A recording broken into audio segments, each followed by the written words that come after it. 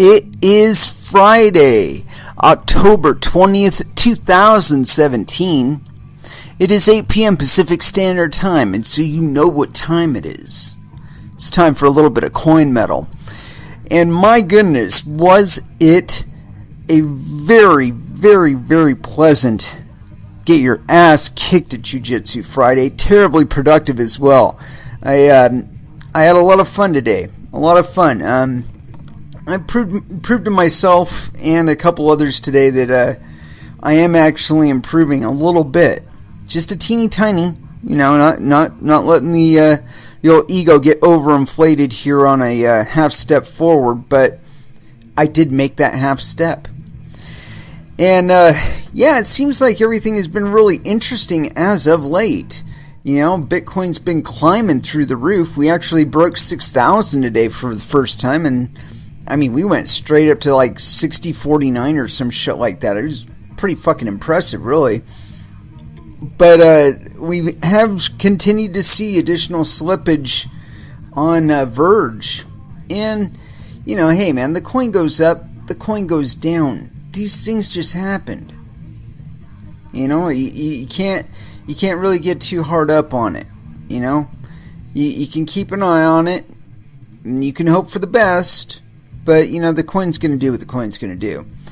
Personally, I did expect an additional slippage, but I'm noticing the angle on slip, and it does seem to me that it is slowing. The trajectory of the slippage is slowing down a little bit. And so, honestly, I think it's fucking hodl season. We might see another tank off the cliff here, but I don't know. I think that we're perfectly in position for, after this fork business is over, for us to go stratospheric. It's not like Verge Dev, or known as Soonrock, it's not like he's stopped developing in the background. He's been busting his ass trying to get Wraith out there, trying to make up for the fact that, weather happens too, and that does fuck with your development cycle occasionally. And so, guy's back on the horse, and so I'm expecting him to ride it off into the sunset, and the coin to go with him. I always watch the chart, and I spent a lot of time in the Telegram, or at least I have been as of lately, and as much as I hate that fucking application. But anyway, I've been watching the general sentiment in the Telegram room, and I've seen it all before. I've been following Verge and hanging with the Verge guys, Soonrock and Rick Stoner since before we were even on any exchanges. Or I don't know, I think we were on like 2 exchanges when I first discovered Verge, but we hadn't been on Cryptsy or MintPal or Bittrex yet. And as a matter of fact, I think Bittrex was the last of those 3 to finally agree to have us on it. And they are still alive, which is great. But anyway, point being that I've been watching it a while, and I just want to let you guys know, it's really cool that you're paying attention to the coin, and you're keeping tabs on developments and stuff. That is really important, and especially if you're investing in this coin. However, I will say this, and you really got to get it through your head now, especially if you're relatively new to trading. The fucking price does not have anything to do with developments. Those help. Okay, it shows that we're still working on the coin, and we haven't let it, start rotting in the sun, or some shit like that. But it's not something that's like intrinsic.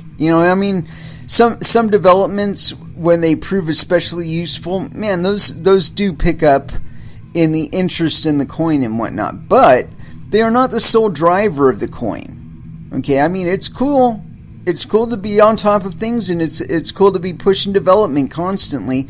However, it is not the only driver to the price. And so when I see people saying stuff like, Oh, I can't wait until Wraith, man. Wraith. Everything is dependent on Wraith. Once Wraith happens... Dude, come on. No. You haven't been trading all that long, clearly. It's not exclusively dependent on those kind of factors. You know? The thing that I'm looking for, and one of the reasons why I'm really in Verge, you know, other than the fact that the Verge dev is probably amongst the most devoted people when it comes to developing their coin and stewarding it that I've ever encountered in crypto. And that's saying something, because there's some top-notch motherfuckers out there. But he is the one that I've noticed to be the most consistent, the most kind and patient with new people asking questions and stuff, even though he can get a little short, as anybody can, as we do occasionally in the Telegram room. And you know, for those of us who are the unfortunate recipients when it happens, you know, hey, sorry, this is crypto. We still really don't have to answer to anybody. Except for ourselves and our own posterity. Anyway, point being that I see issues happening in the future. And as far as why I really champion Verge in the altcoin space is because I do see it as one of the very few coins that is trying to hold true to the ideal that we should be able to transact without anybody else concerning themselves with our commerce. You know, if it doesn't involve you, that you just don't need to worry about it. Well, that's why I support Verge, because I envision there's going to be a time when they won't have necessarily full control, but they will have more control over cryptocurrencies. And when they do, the cryptocurrencies that they do not know people are transacting and how much they are transacting and what they're buying and all that other stuff, those are the ones I think that are going to win out, because they are going to facilitate the migration necessary to survive whatever calamity the nation's currency is facing, or Bitcoin is facing, or any other currency is facing. And, you know, like I said, you know, they're very, very solid. And beyond that, I see a great utility in the near future for currencies such as Verge.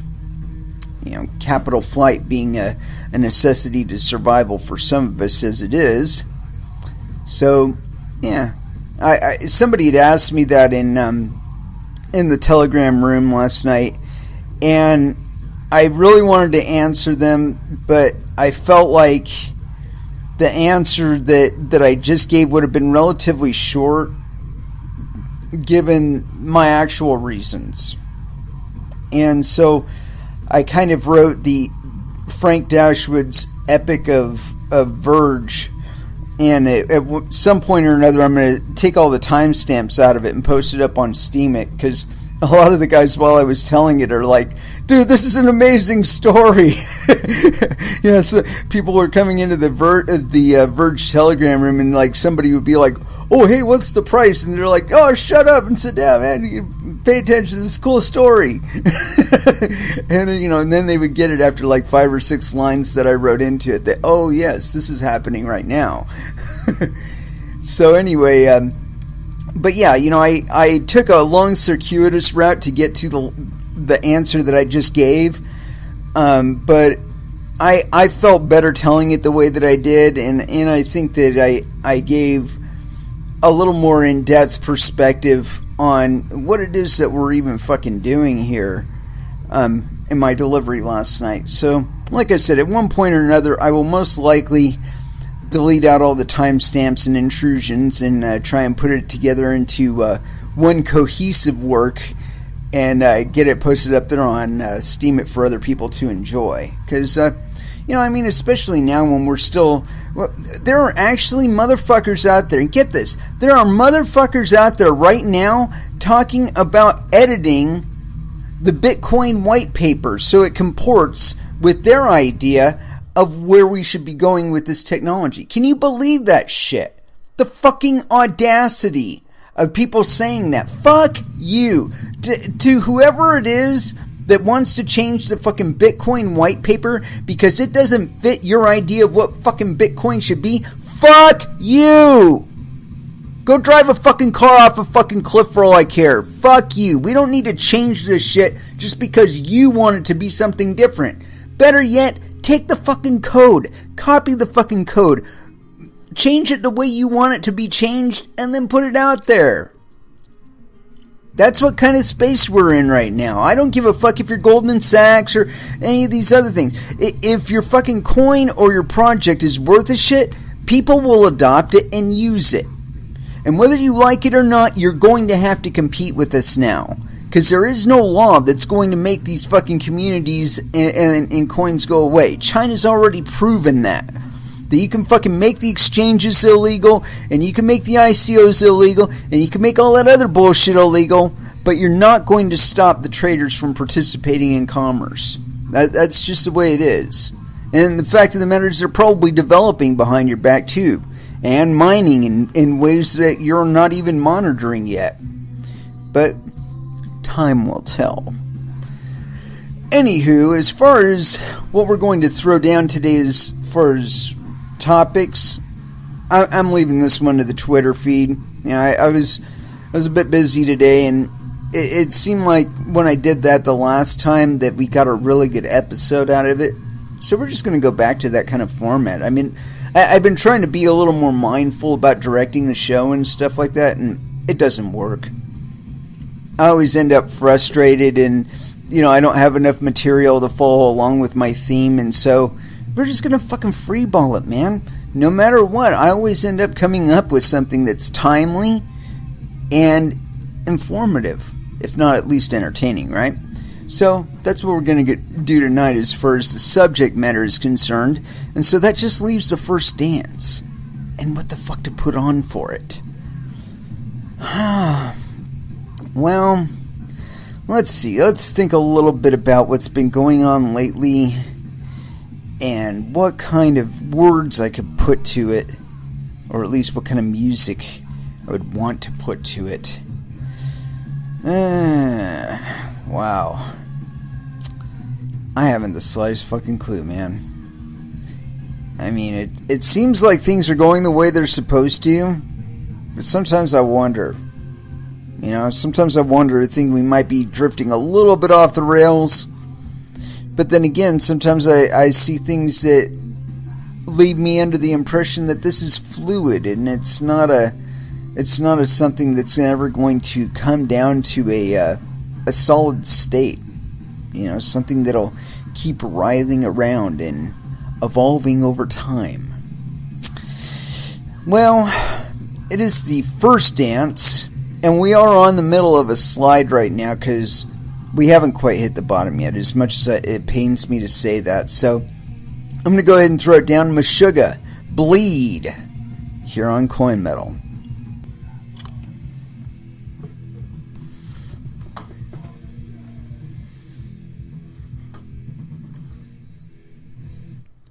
And that was Sepultura with Subtraction. My apologies for going so overlong there. And had to freshen up a little bit, you know. And of course, I have to shift away from music right when one of my favorite Ministry songs comes on. Punch in the face. As much as I'm tempted to, I'm not going to kick you back to music. Anywho, as far as what we're going to talk about today, I've taken a little bit of time and gone through the Twitter feed, and I found some good content here that I think we might be able to get some traction out of. And this first one is off of newsbtc.com. This is terribly interesting. African Golex Exchange values Bitcoin at over $9,000 right now. This is written at 11 a.m. October 20th, 2017. Doesn't give us a time zone, so yeah. This is by J.P. Buntix, our old friend, and it was originally on Bitcoin News, apparently. But yeah. Oh, wait a minute. Without proper verification documents, setting up an account and withdrawing funds is impossible. So hopefully you know somebody in Africa who will help you set that up. Anyway, continuing. Check this out. Arbitrage opportunities between cryptocurrency exchanges on different continents is nothing new. We have seen major price discrepancies over the past few years. Some regions even pay a premium to buy Bitcoin these days, for some unknown reason. However, it doesn't happen all that often. One exchange sells BTC at over 1.5 times the global average. That is exactly what is happening on the Golik exchange right now. Golix, I guess. No one will be surprised to learn this platform has little trading volume. At those prices, people would be mad to buy BTC. Then again, there aren't too many African exchanges to come by these days. Golix is mainly active in Zimbabwe, according to our information. That is one of the poorest countries in the world right now. It is remarkable people can spend money and buy Bitcoin there. For those thinking the prices in Zimbabwe dollars, think again. A price of $9,000 Zimbabwe dollars would make one BTC worth under $25 American. It is evident there is a hefty premium being paid on this exchange. No one knows for sure why that is the case, though it is not something arbitrage traders can take advantage of either. Without proper verification documents, setting up an account and withdrawing funds is impossible. A golden opportunity for those who can take advantage of it, though. What is even more remarkable is how the highest price per Bitcoin was at $10,000 not too long ago. Golix has never seen a price below $8,880 either. It is possible this is still a pretty new exchange, though. Their 30-day volume is just at 114.3 BTC, which is pretty small. Then again, it shows some people will gladly pay an arm and a leg for Bitcoin. We can only hope their purchases will not backfire in the future. Well, see, the problem I think is going on here is a very, very simple one. Is that there just isn't a lot of people in Africa that are doing Bitcoin. Now,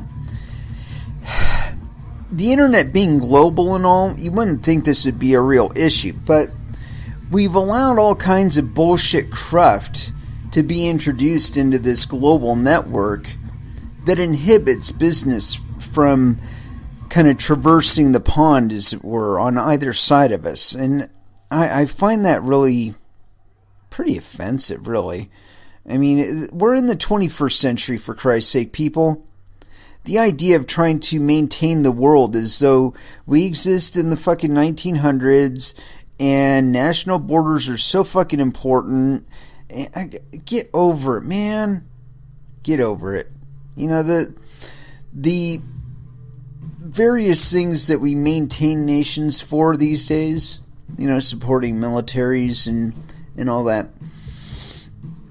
It seems like the cost of maintaining all of that infrastructure, at least for us in the United States, is growing to the point where it's no longer worth it. I think that we've kind of done our part as far as exporting our particular type of civilization and whatnot.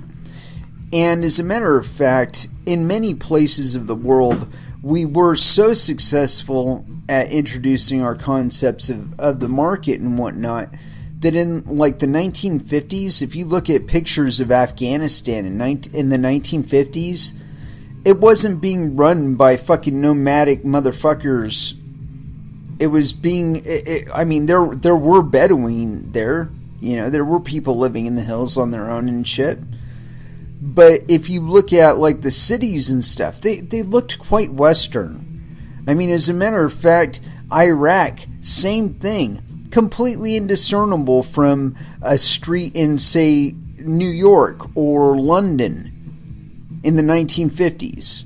As a matter of fact, in the 1950s, Iraq was actually producing more female engineers than all Western nations combined, including the United States.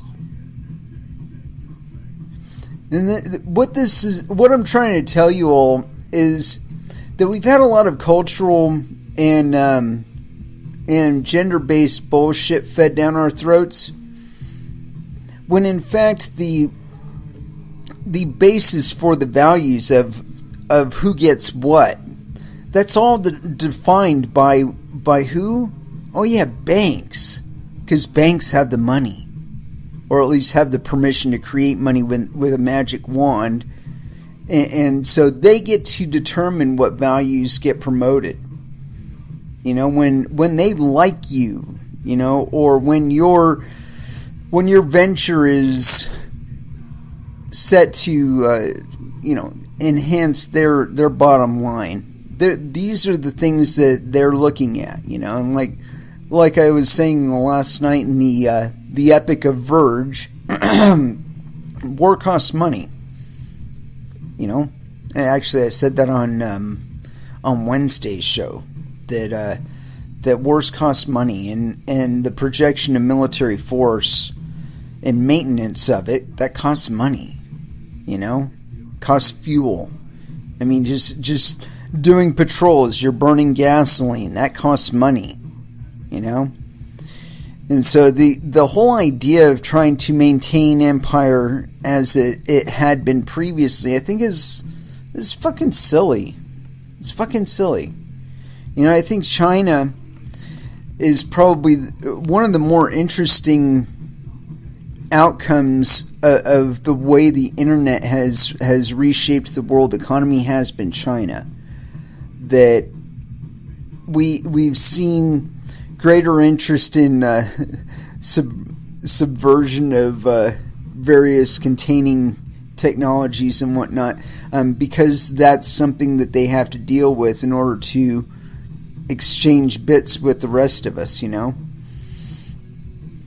And I find it really unfortunate. I think that there's enough disparity of wealth out there that if we all just had access to the internet.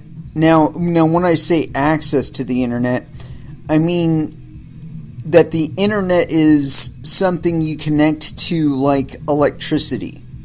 You know, not necessarily provided by some centralized provider. You know, maybe you got a dish on your roof that connects you to some bigger mesh network or some shit, or some line of sight network or something like that. But that connecting to the internet would be something like, you know, you enter the house that you just bought, you know, you turn on the lights, you unpack in there, and then when you're unpacked and whatnot, and you've got all your digital devices out, that, you know, say your tablet, you know, you can look at your tablet and you got the Wi-Fi settings there, and you can see that there's a Wi-Fi network available, and you click on it, and you enter in the password that you got with the house, and you're connected to the fucking internet. Now, whether or not you're, you know, connected to your email or your YouTube or whatever, you'd have to look that up through a browser or some such application. But as far as like actually connecting to the internet, I think it should be as ubiquitous, if not more so, than electricity. You know, I mean, some people have said internet access is a human right. And I don't know. I think that's going too far. That's like saying healthcare as a human right. But, you know, if we're going to pay taxes for something, if we're going to pay taxes for the maintenance of something, I would much rather it be nationwide completely free fucking internet access. You know, and as far as like the devices that are sold here in the United States, I think it'd be a requirement that they be not only receivers but rebroadcasters of the internet. So like if you're using a device and you're in town, okay, that you're using some bandwidth, but you're also propagating other people's packets along the way, right? And so you lower their packet cost, you know. What, even though we're talking about eliminating it, and it's something that you maybe you would pay taxes to maintain a solar grid that would be powering all the Wi-Fi antennas that you got around town and all the line of sight networks that you've got broadcasting out to the outer extremities of your town and whatnot.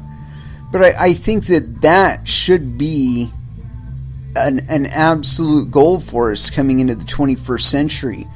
You know, people talk about congestion on roads and traffic having to go in and out of town and during rush hour and trying to go to work and whatnot. You can greatly reduce that. We are technologically capable right now of eliminating that. We can have the free fucking internet that I'm talking about. I mean, it's entirely within our technological capabilities to deploy that shit. Even with a hardware rollover of maybe, once every 2 years, that's entirely affordable within our military budget. You know, say if our military priorities were reduced to, say, partnerships abroad with the few nations that actually really want to host one of our military bases, which I'm sure would not be 900 military bases in 180 countries. However, I'm sure a few of them would like us to hang around. So, and are willing to pay that cost, shoulder the burden of our presence. But, other than that, if we retracted the military force that we project in places like, say, South Korea, someplace that is in a kind of tension right now with North Korea, that we're only making worse by our presence being there. They're pitted between China and fucking North Korea, and they're going, what the fuck are we gonna do now, dude? China's a lot closer to North Korea than we are to South Korea. Let's just put it that way. When you think about the logistics that way, it's kind of one of those, it's an easy thing to let go of. And in all honesty, I don't think that we would see the kind of calamity some have estimated would go on there. I think that the North Koreans and the South Koreans would be far more apt to talk to one another if we weren't even involved. And they would probably be far more likely to come to a resolution that's mutually beneficial for them without us involved. But that's just my feeling on it. I think that we just need to redirect our priorities. This whole idea of projecting that kind of military force in an age when the rest of the planet is trying to get rid of our fucking currency, because just keeping the lights on is funding our keeping guns pointed at them, and they're getting kind of tired of that game. So that is happening. The de-dollarization of this planet, it's happening. We see fucking, I read articles about it in this show all the time about like China and Russia, how they're trying to circumvent the US dollar system entirely. And like I was saying last night in the Epic of Verge, that was my migrate. What caused me to migrate to Bitcoin was that as I saw it, things like the housing bubble and the Dow collapse and too big to fail and all that other shit, that happens because of the prioritization of the people that are willing to loan the money. i.e. banks. Not you, not me, not even the U.S. government. Banks. I mean, hey, brother's out to make some money. Can you blame him? No. That's what he's trying to do. But if we had a choice of whether or not we would necessarily go with him, we might not necessarily choose to fund those things. We might say, well, wait a minute, those are kind of steep conditions here. Is there anything else any other competitors on the table that are willing to deal with something other than guns and bombs and shit? Oh wait, what's this Bitcoin thing? Oh, it's a bunch of nerds. Yeah, but they don't have militaries. And they don't have nuclear weapons. But they're global. Maybe that's something we could be looking into. and one thing I want to touch on with this last article, if you have a friend in Africa, or if you can find a friend in Africa that you can communicate with via IRC, via Skype, via whatever, you could be doing trades with this person. You just have to trust that they're actually going to send you the money that they say they're going to send you, or set up a fucking smart contract to flip it when everybody sends the money in, or something. But it's possible to do the exchange and relieve these people of that premium. I mean, dude, you can make plenty of fucking money if their public exchanges are trading at $9,000 a fucking coin. I mean, I'm sure there's quite a bit of error between that 9,000 and the highest buy order, but just the same, if you were to put a $7,000 Bitcoin on that fucking exchange, I guarantee you those guys would snatch that shit up in a heartbeat. You could definitely walk away with some cheddar in your pocket on that one. Even with all the exchange rates and taxes and all, you can walk away with a couple $100 easy. I mean, that's a day's wages, right? Do that once a day, twice a day, maybe 3 times a day. Fuck. You're taken care of for rent. Might even be able to buy that new TV you've been looking at. Even with paying fucking capital gains taxes and fucking income taxes and taxes bullshit. You know, if you just treated taxes as though you were, say, working for yourself, you know, you consider your business expenses, you know, your capital outlays, you know, your liquid capital investment, you count that as a business expense. Your electricity, you count that as a business expense. Your internet, you count that as a business expense. You needed all those things just to fucking participate in these markets. So, that's all free. Well, let's see what else we can do. I mean, come on now, people. You know, that's how this game should be played, man. You got to be leveraging things like the normal flow of your resources against these markets. You know. But anyway, like I was saying, I was talking to a friend while he was teaching in South Korea, and we were doing so via Skype. Now, I trust him enough to send him money with the expectation that he would send me money. Okay, so if he were still in South Korea right now, and say he had a friend that wanted to buy some Bitcoin, I could conceivably, you know, send them Bitcoin. You know, they show me a fucking public address. I scan the address on the fucking screen, right? Capture that shit. Put it in my wallet. You know, in the send column, and who I want to send it to. Type in the amount and click send. Now, it doesn't matter that I'm here in America. That's just going to go. Assuming that I paid the appropriate fees and the type of transaction I made was in a format that the miners were willing to include in a block, fuck yeah, it's done. That shit goes to South Korea. So, you know, take that to heart when you're thinking about this African exchange differential of even though we're cracking 6,000 or actually 6,100 last time I checked, there's still plenty of air there between that and 9,000. You know, you're still talking about $3,900. I'm sure there's some way you can finagle yourself some of that cut. But that's just my perspective. You know, and like I said, you just report the taxes as you normally would. Nobody's the wiser. There's no fucking...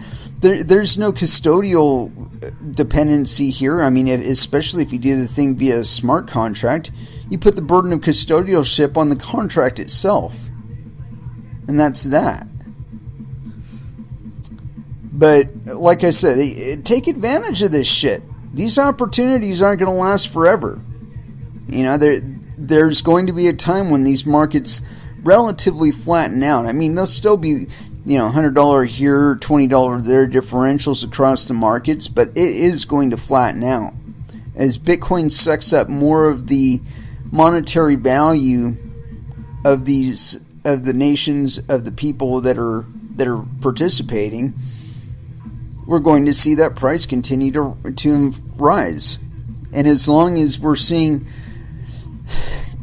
entities like the Federal Reserve printing away, we're going to see the relative value of Bitcoin rise versus the dollar.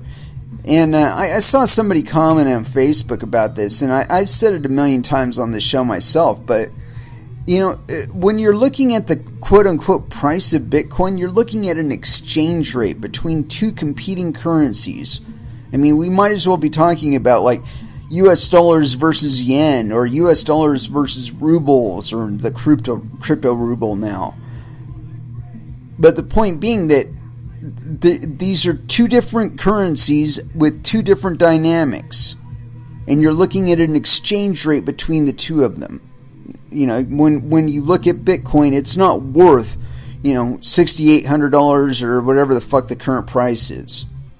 That's what somebody was willing to pay for it in US dollars. At last call, anyway. Something to keep in mind, because when you do keep that in mind, though, it's easier to conceptualize the idea that fiat inflation is what's causing the differential there. It's not necessarily additional demand for Bitcoin. It's not necessarily additional difficulty with mining Bitcoin. It's got to do with the relative price as denominated in a fiat currency, whichever that may be. And so, you know, again, when you do it that way, when you consider it that way, you can't discount the idea that when the Federal Reserve prints $100 billion in a month, that affects its relative value by comparison to Bitcoin. That's a lot harder to forget when you're not looking at that as like a price for like a, you know, an apple or a gallon of gas or some shit like that. Anyway, let's go ahead and throw down into some music. I'm feeling in the mood for some Slayer.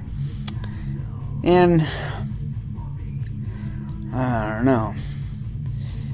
New Slayer, New Earth Slayer. I don't have Repentless. I want that album.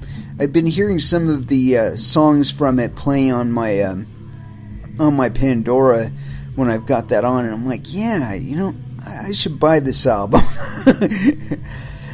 So, with that in mind, shit. So many good songs. War Ensemble. No, I don't want to play that one. I'm playing that one not that long ago. I fuck it. Live Undead here on Coin Metal.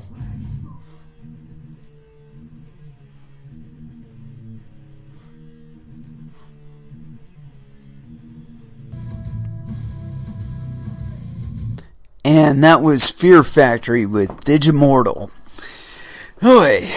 Yeah, sometimes I get a little lackadaisical there and start throwing down a little too much music, but, you know, I try not to pollute you too hard.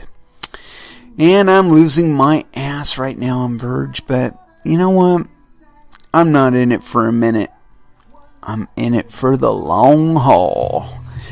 Yeah, that buy wall at 60, I think that might be our lower rest. I've been seeing that for a long time, actually. There was one there at 88 for a long time, and it sat there for a while.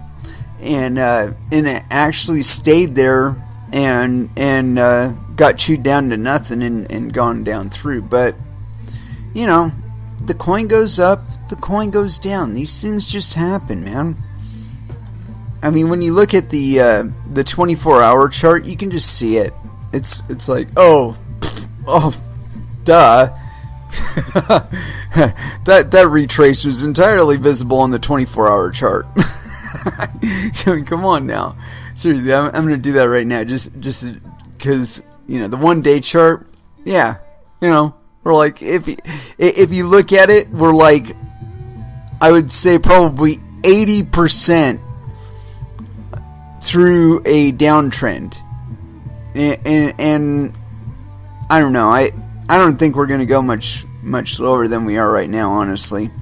I would say we're probably closer to 95% through this downturn. So 60, I think, is kind of reasonable for a turnaround, but I don't know. They might try and squeeze a little more blood out of us this time. And I'm for one, am not doing shit. I mean, I'm not even signed into my Bittrex account right now. I'm just like, dude, do it. Just keep fucking doing it. Don't care. You know, I already picked up, like, I'm not even going to tell you how much I picked up, but I picked up a shit ton of Verge, so, I mean, but I did say earlier that if it did get down there around 60, I'm going to fucking clear my book.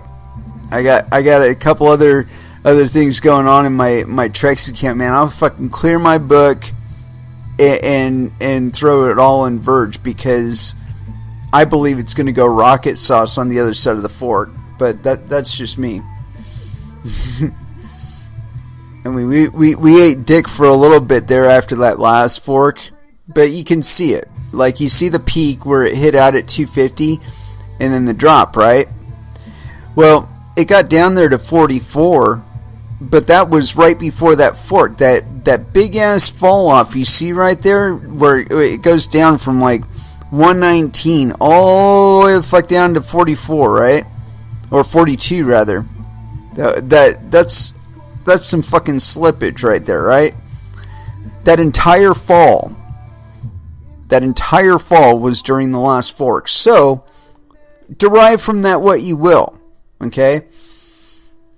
But Soonrock isn't stopped developing yet. We're still fucking here. So I don't imagine that the coin's going to go anywhere. It's not going to fucking disappear tomorrow. And that being the case, you know, looking at this chart, like I said, I would say we're probably 95% through this downtrend. And if you look at the last downtrend, you see that where it dips extra special low and then comes back up. See, I think we're about there right now. So for all of you who are panicking in the fucking Telegram room right now, stop it, please. Just stop. Quit panicking. Just sit on your stuff. Sign the fuck out of your accounts, unless you're trying to hit that fucking dagger. And hey, man, you might hit it. There's a lot of resistance though, or I don't know. It's looking a little more liquid than it was, but you know, I see 60 as the floor. If we hit it, it's going to be a touchdown and roll. You know, we're going to go right back up again. So, like I said, quit your panicking. Quit your bitching. Don't worry about it. Just fucking hodl. This is not an investment show, by the way. I've eaten plenty of dick. I have held sell and buy orders open for in excess of 12 months. So that shows you where my brain is as far as investing. I'm not in it to just hop the fuck out. You know, I envision at one time I'm going to be able to withdraw my Verge and and take it straight to a wallet and then go over to Albertsons and buy my fucking groceries and spend Verge. I mean, that's how I envision it going, you know? So, I'm not looking at it as a, you know, here and there kind of thing where I'm going to fucking sell out one day. You're going to see a big old fucking crater in the chart and I'm going to be off to the Bahamas. No. I'm going to buy an island in the Bahamas for Verge. That's the more likely outcome here. And in the meantime, I'm going to keep accumulating. Every time you guys do one of these fucking sell-offs, I ate a big chunk of that ass. You best believe it. I'm not like a whale or anything now, but I got a chunk of that ass. I got it. It's in my wallet now. Anywho, let's go ahead and get back into articles here. And we did chew on the one thing with the exchange. And I don't know how this would relate to it. I try and keep my subject matter at least moderately contiguous. And that way I can, like, you know, come up with a decent title for the fucking episode.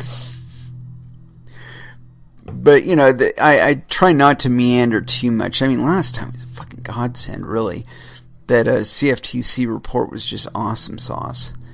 Oh, and this guy. You know, I don't know what's going to help us more. Rolling over Congress or getting through this whole SegWit bullshit. Because every time I see Mr. Sessions say something, or Attorney General Sessions say something concerning Bitcoin or drugs, I hear an echo from like the 1950s. Okay, that it really has no business in this time.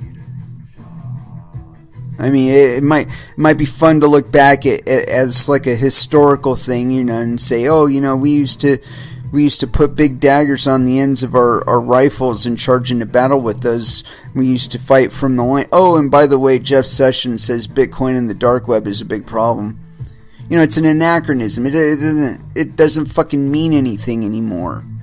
Okay, we're past the time when these people can tell us that we can't have certain media that we want. You know, if there's media out there that exists and you want it, and somebody is taking the time to upload it, you can get it. I mean, in that type of realm, you know, the idea that the dark web is a quote unquote problem. See, this to me is somebody who is speaking on behalf of a competitor to the quote unquote dark web. But anyway, let's go ahead and get into this article. I've prefaced it enough. This is on CoinDesk, and it was written October 19th of 2017. Attorney General Jeff Sessions, Bitcoin on dark web is a big problem.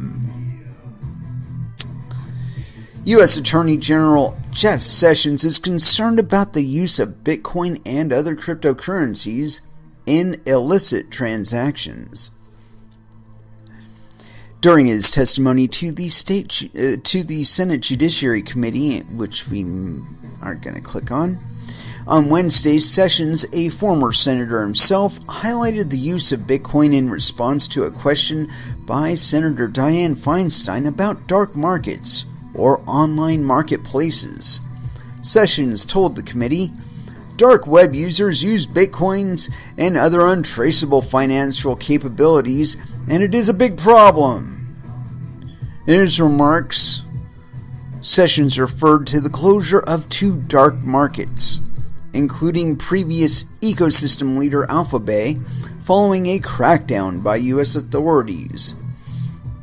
Sessions claimed that Alphabay's client base constituted, quote, 240,000 accounts where individuals were selling, for the most part, illegal substances and guns, including fentanyl. That is pretty dangerous. Law enforcement officials have long expressed concern about the use of cryptocurrencies by dark markets, arguing that they obscure the paper trail that investigators might follow. That's the fucking point! Agencies like the Federal Bureau of Investigation have targeted this use case when seeking funds to bolster their cybercrime efforts. In other words, scaremongering. A trend that arguably began in the wake of the closure of the Silk Road, once the world's top dark market. Sessions' appearance yesterday also led to indications that Congress may take up specific measures related to dark markets. In her remarks, Senator Feinstein stated that she would like to work with Sessions and the Justice Department on issues surrounding the dark web, potentially through legislation or alternative actions. Hey, how about go fuck off, okay?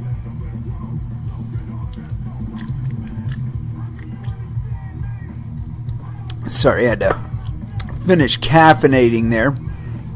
Yeah, another person who was fit in the 1950s, who is not fit now, Senator Feinstein. My apologies, ma'am, but I'm sorry, your perspective is off. Do you know why the dark markets exist? Is because there is shit that people really, really, really, really want that you don't want them to have. That you make illegal, that you make really, really, really hard for them to get. Not necessarily yourself, because people at your level keep getting busted importing drugs and shit. But, point being that at this point to us, it's starting to look just like all it is market containment. That it's not really utility to us, it's not making us any safer. It's just market containment. It's making sure that you and your best buddy and your best buddy's friends are the only people that are participating in the market. It's not actually to make sure that the products that are coming to market are of a quality. Which I might add, the Silk Road actually went through great lengths to do. And this is something that they are not given credit for at all. Okay? They had an on-site doctor who would chat with customers about their habits. He would recommend counseling for people that were having really, really bad addiction issues. Okay, he would recommend to them various means to try and satiate their, or at least eliminate or cut down their desire to have the drug. You know, things like I don't know if he went so far as to recommend like iboga or ayahuasca or anything like that. But from what I understand, he did at least give advice on that end, you know. And with regard to mind-altering substances, and I just want to digress a little bit on that point. With regard to mind-altering substances, the best thing that we could be trying to do is ensure quality. That ensure that what it is on the packaging is actually what it is in the substance itself. Because on the street, we don't have those kind of guarantees. I mean, maybe you're lucky, maybe you live near somebody that you trust and is a competent chemist or something like that, but for the vast majority of us, we have to trust that you trust somebody that we're dealing with. At least with things like the Silk Road, check this out. This is one of the effects they never even talk about, okay? With the Silk Road, they gave an open market, right? It kind of made it like, I don't want to say like eBay or Amazon, where you had opportunities to review the market and the person that was selling and so on and so forth. And so if somebody was dealing you shit, you could like report on it and say, this guy is selling rat poison as cocaine, you know, or something to that effect. And to that end, that provides a lot more value to people that are actually looking to purchase mind-altering substances for whatever purpose it may be. I mean, who are we to judge, right? Who are we to judge? We are not to judge. You know, I mean, if anybody did a real, like, site audit of the members of Congress, I guarantee you at least 30 to 40% of them have some sort of chemical dependence issue or another. I guarantee it. I don't care if it's cocaine or speed or alcohol or heroin or something. They're on it. The steroids, they're on it. You know, this idea that there's any of us that aren't using mind-altering substances, I don't care if it's like something similar to that NZT shit that was on Limitless. You know, there's always... I've been seeing ads occasionally for drugs that are supposedly like that, like Provigil or Nuvigil or a few others. And the thing is that because we don't have a really mature drug market, and we don't, you know, the fact that it's so compartmentalized as it is, it demonstrates an expectation of infantilization with regard to us. You know, I mean, I find it really silly. You know, back in like the 1900s, they trusted us to be able to drink a syrup that had cannabinoids and fucking Jimson weed extract and all kinds of weird shit. But again, it was one of those things where it's open in the market, you try it, you find out it's shit, you go back with a gun, and it's done. You know, you give a bad review or two on the Silk Road, and suddenly nobody wants to do business with that guy. Because there's a potential that out of all of the marketeers on the Silk Road, this person was being bad. They weren't fulfilling. They weren't completing their end of the contract. And see, that's far more responsive than what we have now with regulatory bodies and all that other bullshit. That stuff's supposed to protect us. I mean, when you listen to the description of some of the side effects of these prescription medications that you see on TV and shit, they include depression, death, diarrhea, all that. Come on, man. Would you tolerate that shit? Would you tolerate that?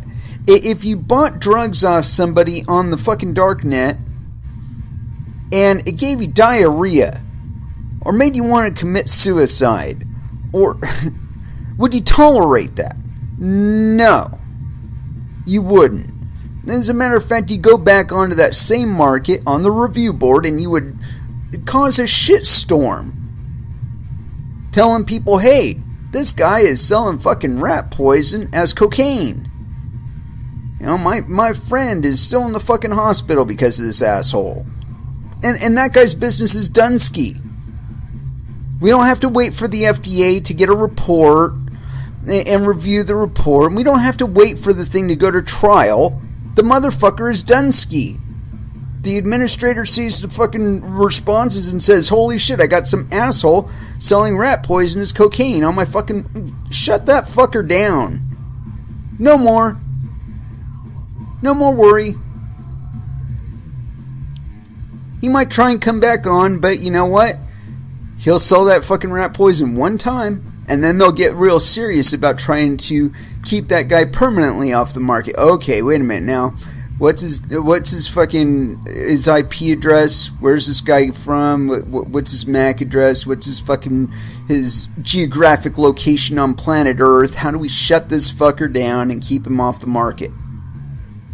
Because we will not be known for dealing fucking rat poison as cocaine. That harms our reputation and lowers the amount of business throughput on our website. And that's not what we want. That is contrary to our interests. See, that if you start putting things in context like that, then you start understanding, oh, okay, so I don't have to trust a mommy and daddy to do it for me. I can complain and I can get a direct response through the marketplace. Through the open marketplace. I know for a fact that I've dissuaded people on Twitter from investing in various coins that I knew at the time were fucking scam coins from things that I said. That is a community service. It didn't have to go through the CFTC. It didn't have to come back through the IRS. It didn't have to come through the SEC and some fucking reporting failing or whatever the fuck. It didn't have to go through that process. I took one look at the fucking white paper. I said, God damn, this is a fucking scam coin. Don't throw your money at this, people. It's fucking scam coin.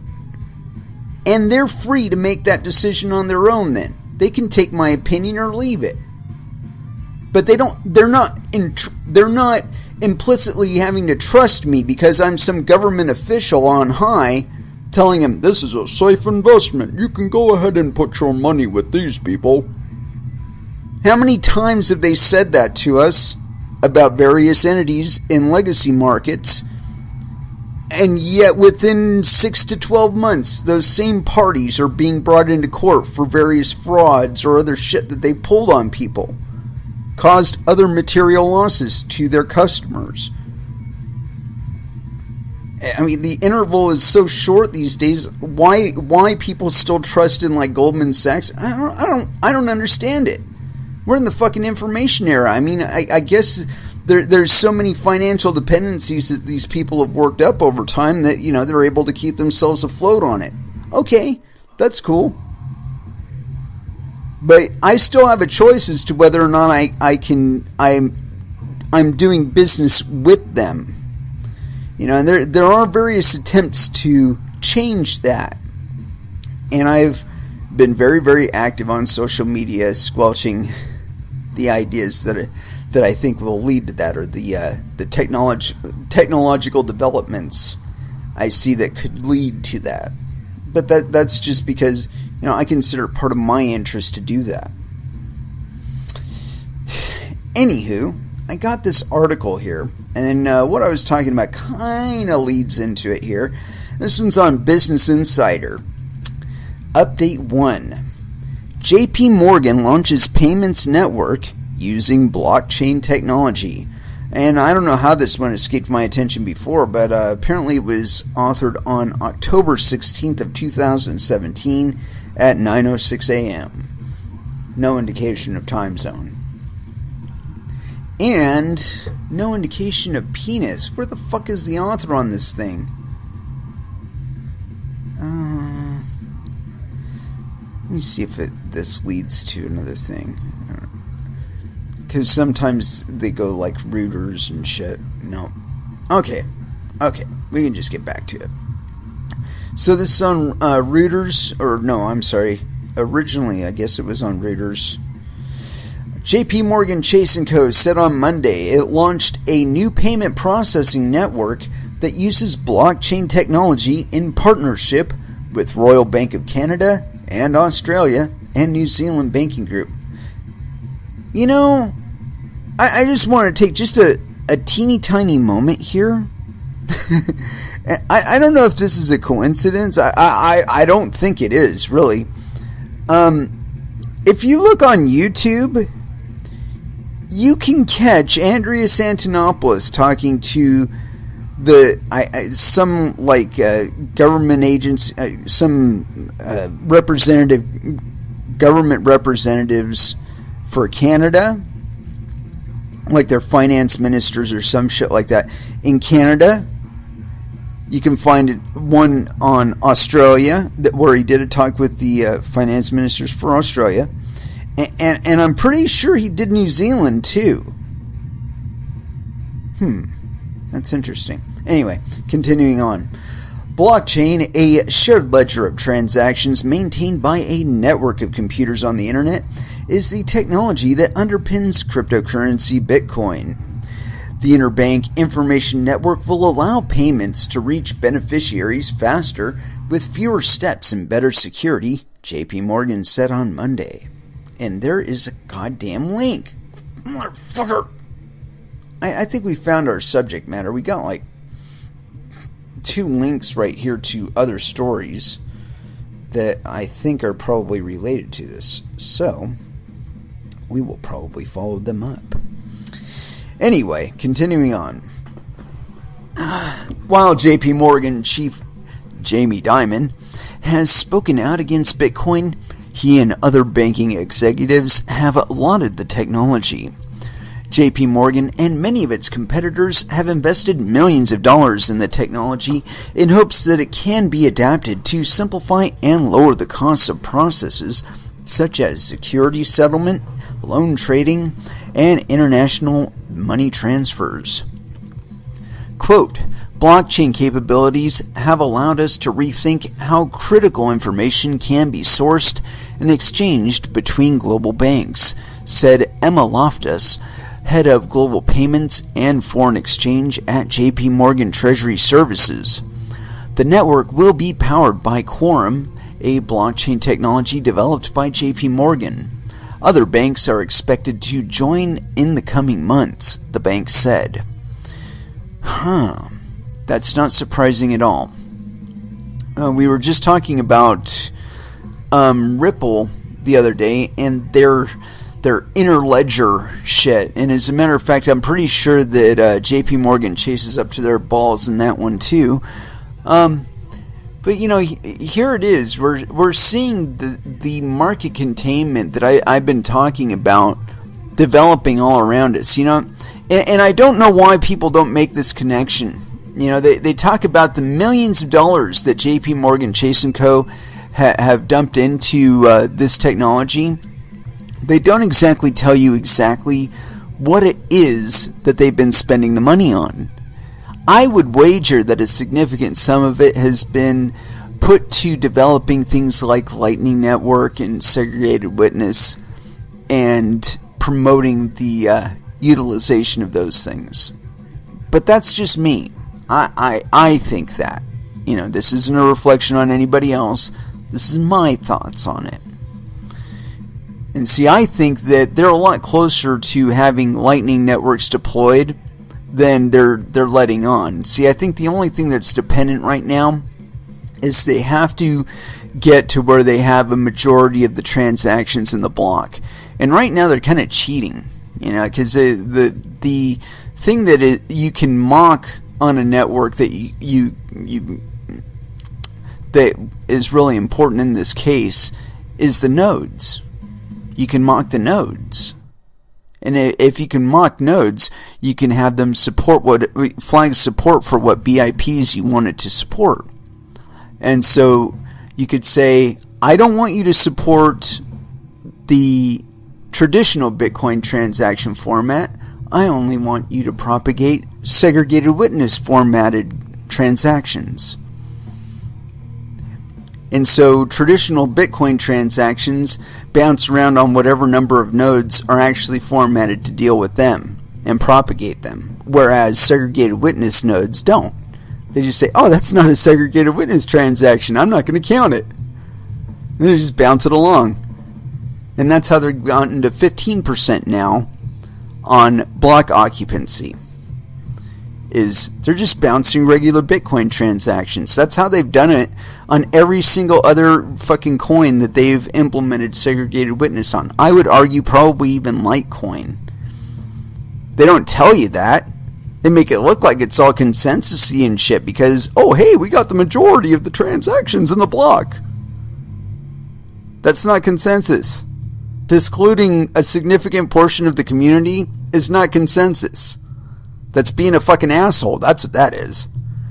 Anyway, continuing on. And I do have a couple of other articles that were related to that one. And, let's see here. I just wanted to make sure that this isn't the same. Okay. This is a little bit of an expansion on the original one. Wait a minute. Oh, that's about JP Morgan. Oh, but this is Business Wire is the original source for this thing. Okay, we're going to go with the Business Wire version of it because it looks like a bit more original content. And that's really what we want here. Anyway, this is on businesswire.com. And this was authored October 16th, 2017. JP Morgan deploys blockchain with new correspondent banking network. New York. JP Morgan with two global partners, Royal Bank of Canada and Australia, and New Zealand Banking Group Limited, announced the launch of the Interbank Information Network. The new initiative will use blockchain technology to minimize friction in the global payments process. IIN will allow payments to reach beneficiaries faster and with fewer steps and better security. IIN will enhance the client experience, decreasing the amount of time from weeks to hours and costs associating with resolving payment delays, said Emma Loftus, head of Global Payments and FX, JP Morgan Treasury Services. Quote, blockchain capabilities have allowed us to rethink how critical information can be sourced and exchanged between global banks.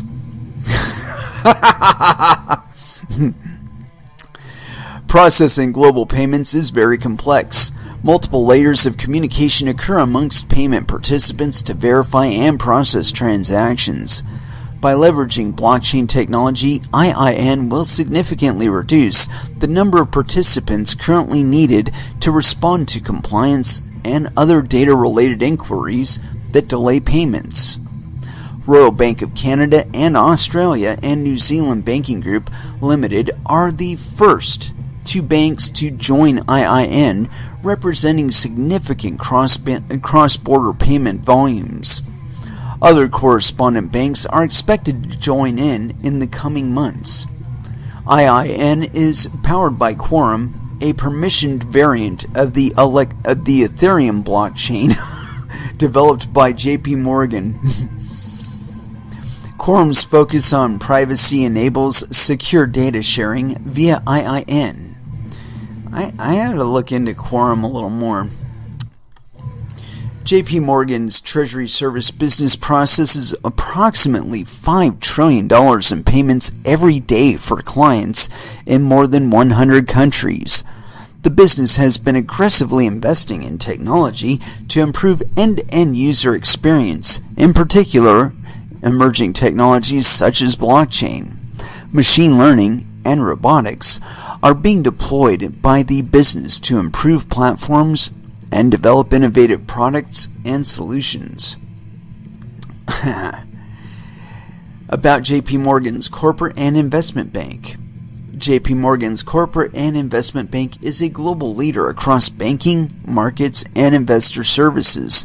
The world's most important corporations, governments, and institutions entrust us with their business in more than 100 countries, with $22.7 trillion of assets per custody and $421.6 billion in deposits. The Corporate and Investment Bank provides strategic advice, raises capital, manages risks, and extends liquidity in markets around the world. Yeah, we're not going to go any further than that. So, let's talk a little bit about this. $5 trillion in payments every day for clients in more than 100 countries. Now, see, if I was running payment channels in 100 different countries, and I was doing Lightning networks, I could probably process that $5 trillion relatively easily at a rate of 40,000 transactions per second. You know, and I've got a delay potential of 1,000 blocks. Fuck. Hell yeah, sign me up for that shit.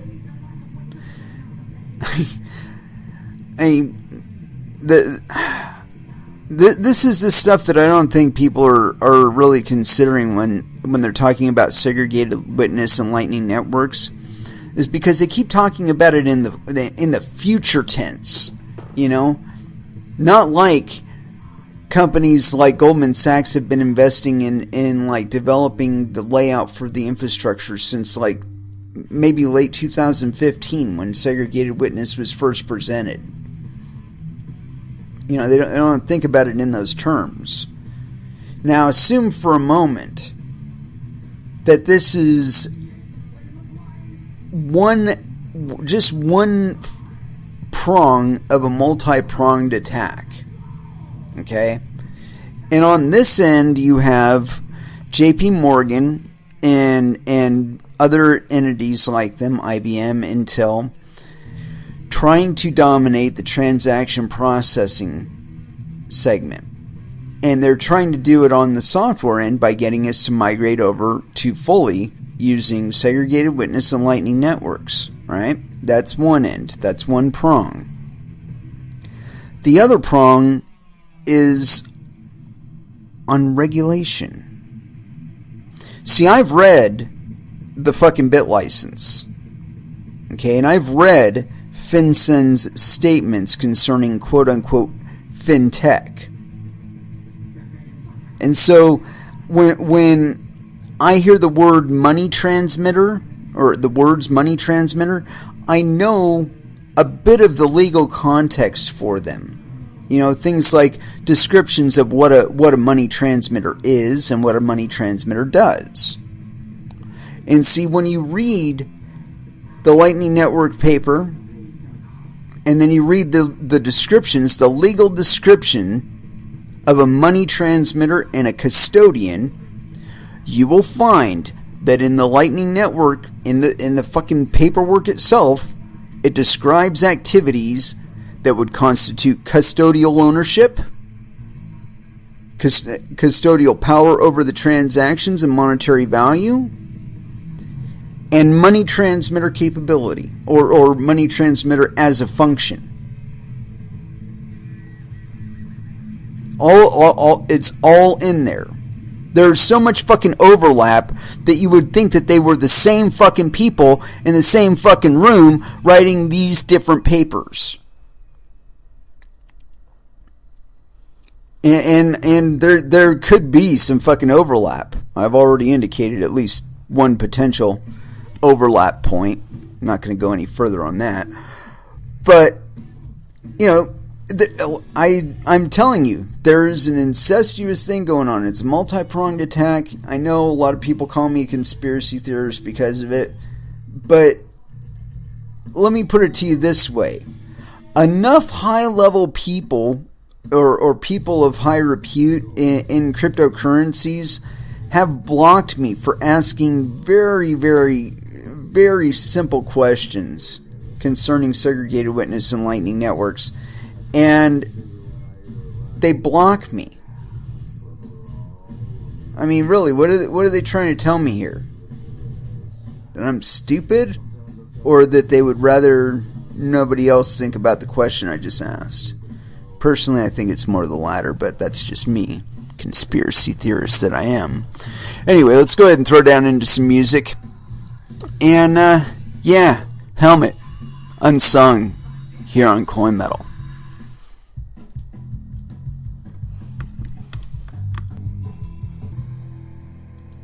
And that was a Shogun named Marcus by Clutch. And as far as where else we're going to be going with this, I honestly, I haven't. You know what? Oh, that's interesting. Here we were talking about the deployment of all this business of what was it? Goldman's, or not Goldman, JP Morgan Chase launching their IIN network. And here we go, Ledger X. And this is on ledgerx.com. And this is authored on October 20th, 2017. And it just says blog education, no indication of penis. I'll get it out of the way. Yes, LedgerX is live. Institutions who have gone through our rigorous onboarding process over the last few months have had the opportunity to trade this week in what we called internally, quote, a soft launch. As a new exchange and clearinghouse with technology built entirely from scratch, we were hoping for a quiet first week with minimal volumes to test the pipes. No press, no fanfare, just a laser-sharp focus on our customers, regulators, and maybe we'd see a handful of trades. Wow, were we mistaken? We ended up completing swaps and option trades worth over $1 million. Crucially, these trades were cleared through LedgerX, which is the only institutional-grade U.S. federally regulated exchange and clearinghouse for digital currencies. And we are literally just getting started. This is the first platform of its kind where you have a unified way to buy and sell Bitcoin via swaps and monetize the volatility with options. As a clearinghouse, we guarantee all the trades with the highest standard of oversight possible in partnership with the same U.S. regulator that maintains the integrity of the foreign exchange, gold, and oil derivative markets. You just blew all your trust right there, dude. There is no other platform in the world that can match the trade surveillance, regulatory oversight, and sophistication of financial instruments that we offer. My personal preference was to start operating at a small scale, but in the end, I can't tell our customers what to do. And what they are doing makes me confident LedgerX will be the dominant platform for institutional trading of digital currencies. LedgerX is open for business. Contact Sale at Ledgers to get started. LedgerX.com. Anyway, so there you have it. They already had their shit deployed, and they didn't even need the rest of us to get Lightning Network for it. And what are you willing to bet that either Ethereum, Ripple, or in fact Segregated Witness Lightning Network is at the base of LedgerX? I wouldn't doubt it. Although I haven't done enough investigation to state that unequivocally, and I'll refrain from doing that. Although I might follow up there. Traditionally, I come to blah blah blah. Da, da, da, da. Yeah, maybe. Anyway, I don't really care if any regulator has oversight over a cryptocurrency exchange. This doesn't help my confidence at all. I mean, we started this shit to get away from them.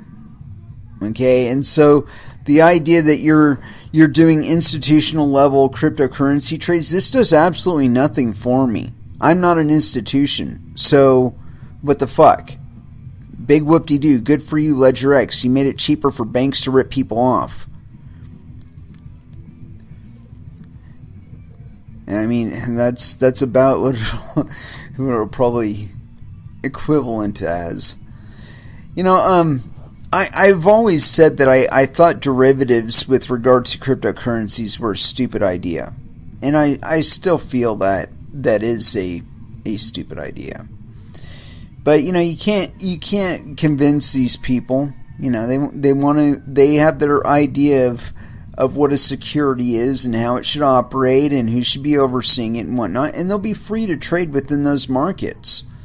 But the idea that they're going to stop us from trading in our markets is completely fucking silly. You know, I can't find another way to communicate it. I mean, there are so many different ways for us to circumvent control at this point that I think that the introduction of all of this shit will really hasten people coming into cryptocurrencies like Verge and Monero and such, trying to circumvent further this oversight and this regulatory control. You know, I still feel that all of this quote-unquote adoption that we are seeing, it'll be important for them, but that'll be the extent of its importance. You know, they're going to be able to fire some more white-collar workers, and I guess that's cool. But as far as like how that's going to help us in the longer term, it's not going to help us at all. It's certainly not going to help anybody in Zimbabwe get Bitcoin under $9,000. That's... But again, I think that's going to be another point where the regulatory overreach is actually pushing the market away from them. You know what I mean? I'm sure that they have some sort of regulatory overburden that's keeping people from trying to develop their own payment systems and their own coins within Zimbabwe. In which case it'll just pop up somewhere else. And they'll be subjected to the people coming to them with services in hand, rather than being able to develop them from within house, which is a shame, really. But again, I don't see that the nature of cryptocurrencies will allow that kind of barrier to exist for too long into the future, really. And here's another article. At least this one we can attribute to somebody, but it's more or less a repeat of what we've already read, so we're not gonna read it. I'm just going through my tabs right now, trying to clear out some of the bullshit that I've got in here. Jeff Sessions, fucking dick. Sorry, man. I know you probably don't listen to the show, but if you do, I think that you should probably retire, because, yeah. As a matter of fact, let's see if this went any further into his report. No, he just says it's a big problem. That's lame. I really wish that he'd gone further in what he was saying, or that they'd gone further into what he was saying, because that seems very, I don't know, superfluous.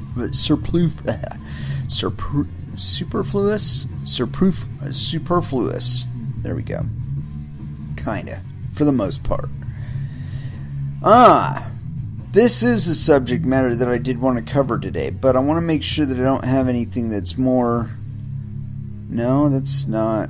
That's from last night. What about this one? Maybe. We might touch on this one, but we'll save it in reserve if we don't overflow from this other one. So here we go. And this is kind of interesting. I've long felt that ICOs were the wrong kind of way to go with altcoin. If you've got a coin idea and enough of the software written, just fucking release it as a goddamn altcoin. Hash a goddamn Genesis block, and don't try and coattail Ethereum and Bitcoin. That's just fucking stupid. Anyway, this is by Tyler Durden. It's on Zero Hedge. The world's largest ICO is imploding after just 3 months. Earlier this summer, Tezos smashed existing sales records in the white-hot IPO market after the company's pitch to build a better blockchain for cryptocurrencies made it one of the buzziest ICOs in the world. As we noted at the time, the company capitalized on that buzz by courting VC firms and other institutional investors with a $50 million token pre-sale. After the company opened up selling to the broader public, demand soared as investors greedily bought up tokens in spite of glitches that threatened to derail the sale early on. By the end of its weeks-long token sale in July, Tezos had sold more than $230 million worth. Now Tezos is proving that authorities in the US and China were onto something when they decided to crack down on the ICO market, which has become a cesspool of fraud and abuse. To wit, the company's management revealed this week that progress on its vaunted product has stalled as it has struggled to recruit engineering talent, and an acrimonious dispute between several of the company's leading figures has spilled out into the open. As WSJ's Paul Vigna reports, a battle between the founders of the company and the head of the Swiss foundation they installed to give it more independence has put most trading of Tezos coins on ice, possibly until next year. Shit. The shakeup started after Tezos founders Arthur and Kathleen Breitman reported the delays in a blog post published Wednesday, but even more alarming, the pair accused Johann Gevers, the head of a Swiss foundation which oversees their funds, of attempting to overpay himself using the massive pot of investor capital, despite the fact that the company will likely blow through its promised deadline of allocating tokens to buyers by December. The tokens have yet to be created. Wow. In early September, we became aware that the president of the Tezos Foundation, this is a note, I guess, Johann Gevers, engaged in an attempt at self-dealing, misrepresenting to the council the value of a bonus he attempted to grant himself. We have been working with the Tezos Foundation to resolve the matter and have advocated for his removal from the Foundation Council. We are confident in the Council's ability to handle this sensitive matter with care and diligence.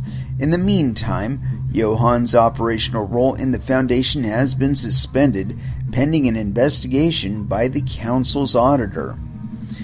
The news sent Tezos futures contracts trading on BitMEX, an exchange known for its cryptocurrency futures products, tumbling down more than 50% as traders unwound bets the project would be launched before the end of the year, as Bloomberg pointed out. Tezos' struggles underscore the biggest flaw in the ICO market. Investors keep throwing capital at companies hoping to luck into the next Bitcoin, even though most companies don't have a working product, and many have relied on, quote, white papers fleshing out their ideas to market their tokens, a strategy that has been surprisingly, or perhaps unsurprisingly, successful. To wit, ICOs have raised more than $3 billion this year, according to Bloomberg, far surpassing PitchBook's analysis expectations for $1.7 billion by the end of the year. The ICO was run by the Tezos Foundation, which is based in Zug, Switzerland.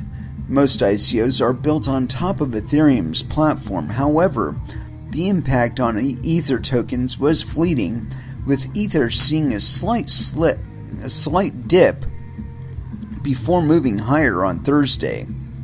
Under Swiss law, the Tezos Foundation is supposed to be independent of the company that owns the nascent Tezos software. Because of this, the foundation holds all of the funds raised, which have mushroomed to more than $400 million in value, because the contributions were made by two cryptocurrencies, Bitcoin and Ether, which have appreciated sharply in the past few months. But the battle between the Breitmans and Gevers is threatening to derail the whole project, according to Reuters. We might just follow that up, because we got a little bit of time. Why not? Actually, this appears to be much bigger, so we're going to continue reading it. Reuters is also reporting that the Breitmans, who first opened a corporation in Delaware to work on the Tezos code, failed to make certain regulatory disclosures made necessary by Arthur Breitman's employment at Morgan Stanley.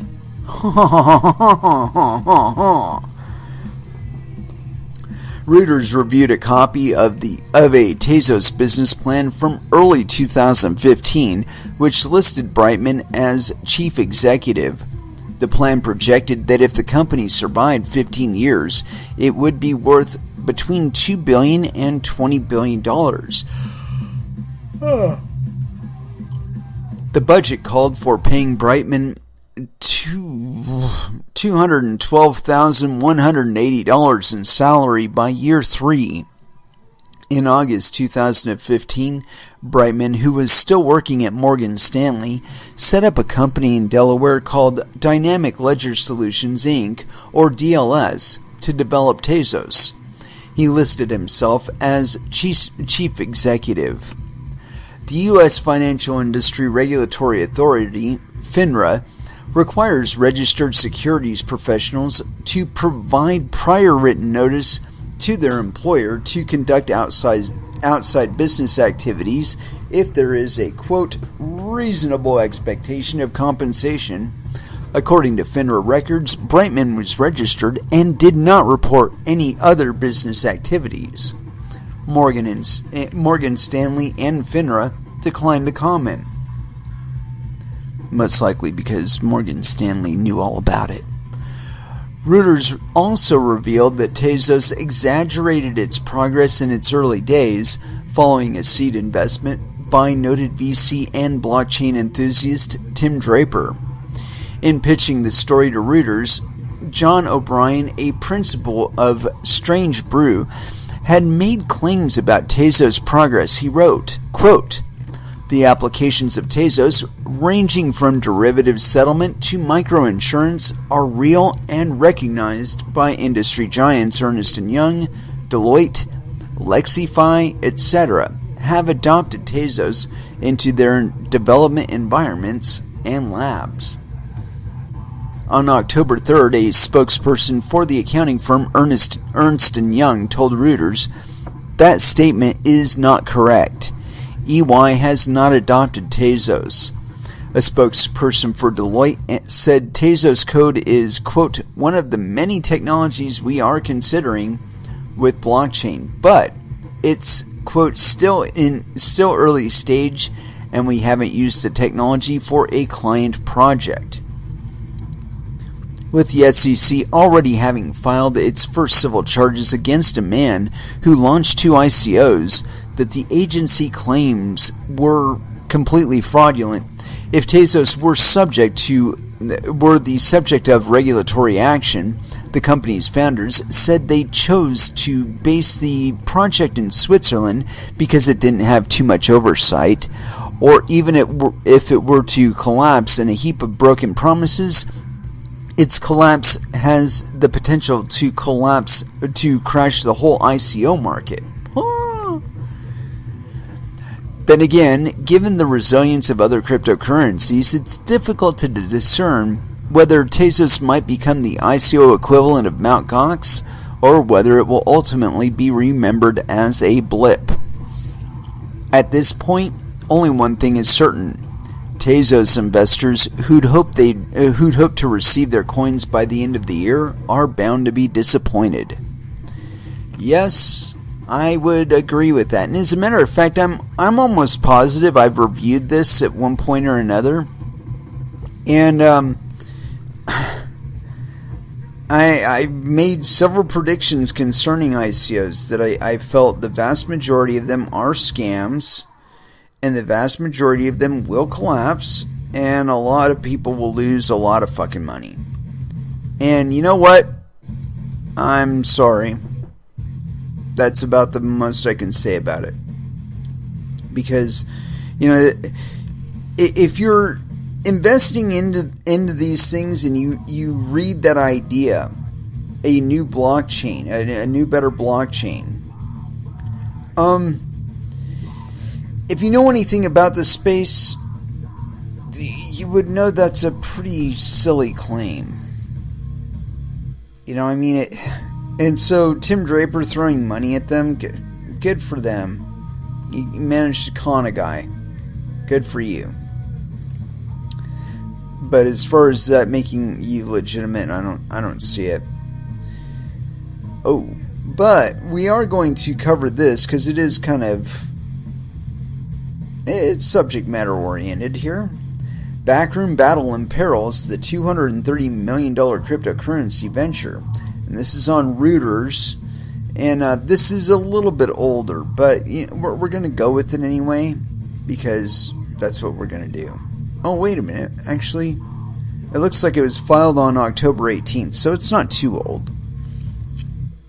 Zug, Switzerland / New York. Just 3 months ago, a tech project called Tezos raised $232 million online in a wildly successful, quote, initial coin offering in which new digital currency is parceled out to buyers At the time, it was the most money ever raised from the public in the white-hot cryptocurrency sector, but the venture is now in danger of falling apart because of a battle for control playing out behind the scenes, Reuters has learned.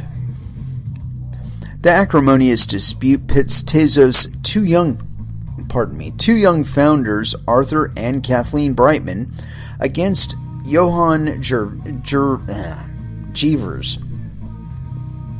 the president of a Swiss foundation the couple helped establish to handle the coin offering and promote and develop the Tezos computer network.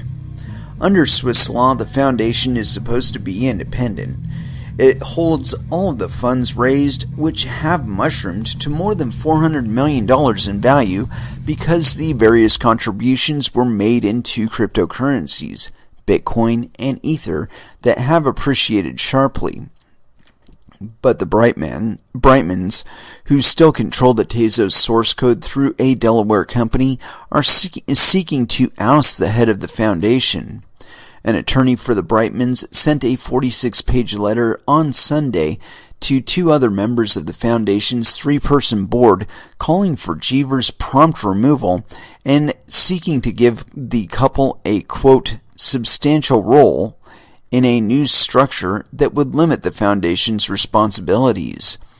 The document accuses Jeevers of, quote, self-dealing, self-promotion, and conflicts of interest. According to Jeevers, the two board members later suggested via email that he step aside for a month while they investigate. Jeevers told Reuters he is not stepping down. Quote, as Arthur has done to others before me, Jeevers said, quote, this is an attempted character assassination. It's a long laundry list of misleading statements and outright lies. He said the other two board members, quote, are attempting an illegal coup. The Brightmans have been trying to control the foundation as if it were their own private entity, Jeevers said, by bypassing the foundation's legal structure and interfering with management and operations. This has resulted in costly delays in development and launching the Tezos network and new currency, he said. Quote, they're unnecessarily putting the project at risk, he said. In a written statement sent to Reuters, the Brightmans reiterated their accusations against Jeevers and said they acted, quote, in accordance with all applicable laws and regulations. They said their priority, quote, remains the successful launch of the Tezos network. Hundreds of millions of dollars are at stake. The Tezos digital coins, called Tezos, are already priced at a hefty premium in futures trading, even though they don't yet exist. Vaporware. The launching of the Tezos network, which will trigger the coin's release, has been delayed. Until the network launches, and no date is set, contributors to the fundraiser will receive nothing. Under the terms of the Tezos coin offering, there is no guarantee participants will ever receive a single Tez. Participants agreed to accept the risk that the project, quote, may be abandoned. Despite the feud, Jeevers said he remains committed to resolving the disagreements so that, quote, this project succeeds. The tale of how two young entrepreneurs raised a fortune for a project barely out of the starting blocks is reported here in detail for the first time. It highlights the risks inherent in the current frenzy for ICOs, in which tech startups issue new cryptocurrencies to raise capital. Reuters reported last month that cryptocurrency exchanges, where virtual currencies are bought, sold, and stored, have become magnets for fraud and deception. More than 980,000 bitcoins, the most popular virtual currency, have been stolen since 2011. Today, they would be worth about $5.5 billion. Similar large sums are pouring into initial coin offerings. From January through September, ICOs generated $2.2 billion, more than 3 times the amount invested in similar startups by traditional venture capital firms, according to Novum Insights, a data provider. ICOs can be a way for technology projects to raise money online to finance the development of new open-source computer networks that aren't necessarily looking to make a profit. Contributors receive new digital coins or tokens, which they typically need to, quote, pay to access the new networks.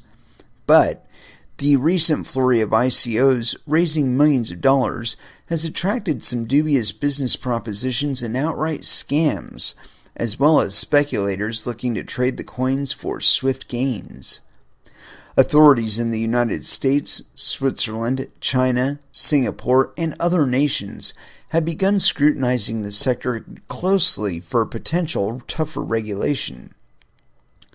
Quote, most ICOs are bought by people looking to, quote, flip their tokens to a greater fool for a quick profit, said Alistair Milne, a co-founder of the London-based Atlanta Digital Currency Fund, which so far has avoided ICOs.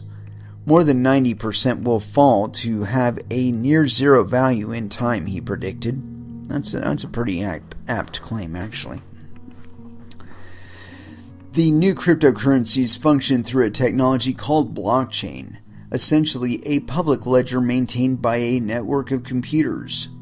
Blockchain applications are being tested by financial services firms, food suppliers, retailers, and other businesses as a way to make record-keeping simpler and cheaper. Tezos aims to be a blockchain that's more reliable than the ones behind Bitcoin and Ether. That's really fucking hilarious, seeing as it's backed by both Bitcoin and Ether. Several entrepreneurs and investors in the blockchain industry said the Tezos technology has potential because it would be easier to upgrade and maybe more secure than other blockchains. Anarcho-capitalism. The son of Jean-Claude Deret, a French playwright and actor, Arthur Brightman studied applied mathematics, computer science, and physics in France before moving to the United States and studying financial mathematics at New York University. He went on to work for the investment banks Goldman Sachs and Morgan Stanley. He is still listed as a co-organizer and, quote, dear leader for the New York Anarcho-Capitalist Meetup in New York, which describes its philosophy as, quote, a type of radical libertarianism that favors the abundant wealth production, rapid technological development, and high standards of living produced by capitalism. Yeah, if you're a fucking banker. Its website adds, quote, we are also fairly lazy about fighting the state. Yeah, in other words, they're compliant. It was a crypto-anarchist lunch in 2010 that Brightman first met Kathleen McCaffrey, an American college student from New Jersey. She's described on a political blog called, I'm not going to go into all this bullshit. It's just a bunch of bullshit. Anyway. So yeah, Tezos apparently is collapsing, and it's not really surprising. The connections with Morgan Stanley, this ought to cause major fucking alarm bells to be going off in your head. I mean, these are the very people that we're trying to fucking get away from. You know, I don't get why why anybody would be viewing that as an advantage dealing with them. I mean, big whoop-de-doo, they got a lot of money. That's about the only thing they've got at this point. But in any case, so yeah, Tezos collapsing, it's just going to happen, you know. Oh well. Not going to worry about it. But, yeah. I hate to leave it on that kind of note, but, you know, we've predicted multiple times on this show that ICOs, It's an interesting concept, but it's more or less a new version of a security without the security. I mean, that's about the extent of it. I mean, here we are talking about Tezos, $250 million company or $400 million company, depending on whose metrics you're using there. And they're having some issue with custody of their fucking money. You know? I mean, it's fucking... And they don't have a fucking product. They don't have a product. I would be willing to bet you that they have vaporware. They've always had nothing but vaporware. And, you know, the whole thing with trying to wrangle around their foundation, that's just to skirt around what little fucking regulatory scrutiny they're actually receiving. And that's why they went to fucking Zug. I mean, I saw that in their white paper. And it seems to me there was another one where they were putting their shit in Zug. And it's like, what the fuck is it about Zug? Well, it turns out that they have a really low regulatory burden, and by Swiss standards, that is. And so, you know, of course they're going to all go to Zug. But, you know, I mean, what do you expect? Scammers everywhere. Scammers everywhere. Anyway, we're going to go ahead and close this episode out. And, as far as what we're going to play for our last dance, I'm going to go Compulsive Future Projection by Prong. So, we will be back again on Monday at 8 p.m. Pacific Standard Time. And so until then, I want y'all to trade safe. Do your homework. And watch out for your bunghole, because nobody else is going to do it for you. Y'all have an excellent weekend, and see you again on Monday. Thanks very much for your listening.